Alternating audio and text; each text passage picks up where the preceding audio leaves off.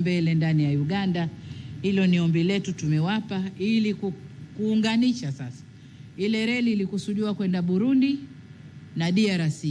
Sasa tunapeleka mpaka Lusahunga ili Waganda waunge pale kwenda kwa mbele na kurahisisha usafirishaji wa bidhaa.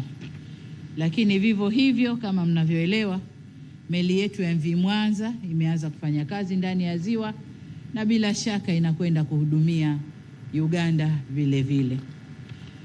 Jengine tulilozungumza ni kuondosha vikwazo vya biashara.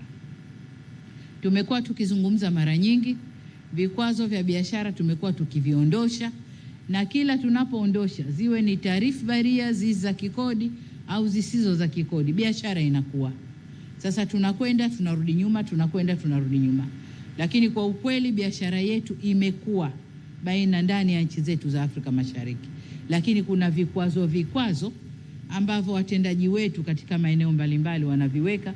Tumezungumza kuviondosha ili tuweze kukuza zaidi biashara na kutengeneza soko la Afrika Mashariki.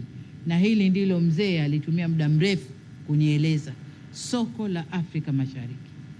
Tunazalisha, wa nje wanataka kutuletea vya kwao, lakini sisi wenyewe tunazalisha in excess, hatuna soko.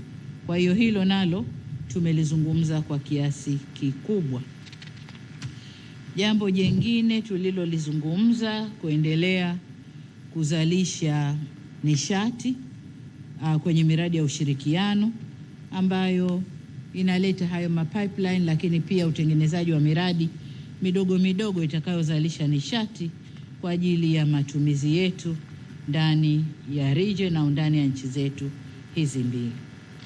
Lakini kama mnavyojua, katika ngazi za kimataifa, Tanzania na Uganda tunafanya kazi kwa karibu zaidi, na hapa leo tumemshukuru sana Rais wa Uganda na timu yake kwa sababu mwakani Tanzania ilikuwa na Uganda tunagombania kiti cha Baraza la Usalama la Umoja wa Mataifa. Ni zamu yetu kama East Africa. Lakini nilipomuomba akasema mimi najitoa, Tanzania endelea.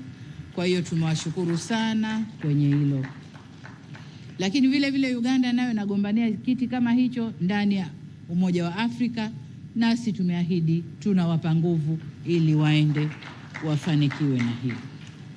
Jengine ni kwamba Mheshimiwa Rais Museveni kama mzee wa region sasa hivi ni chair wa nchi za maziwa makuu, na kama mnavyojua ndani ya nchi za maziwa makuu usalama hauko vizuri sana.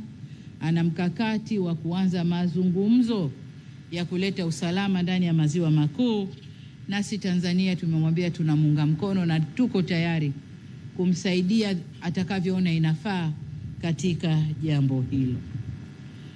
Na nadhani mengine nimwachie Mheshimiwa Rais Museveni, nisiyamalize yote. Kwa yale ambayo nimeyaacha yeye atatueleza, atayafafanua.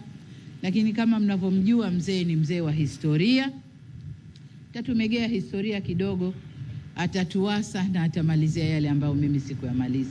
Baada ya kusema hayo, naomba mniunge mkono katika kumshukuru sana kufanya ziara hii siku chache baada ya kumaliza uchaguzi.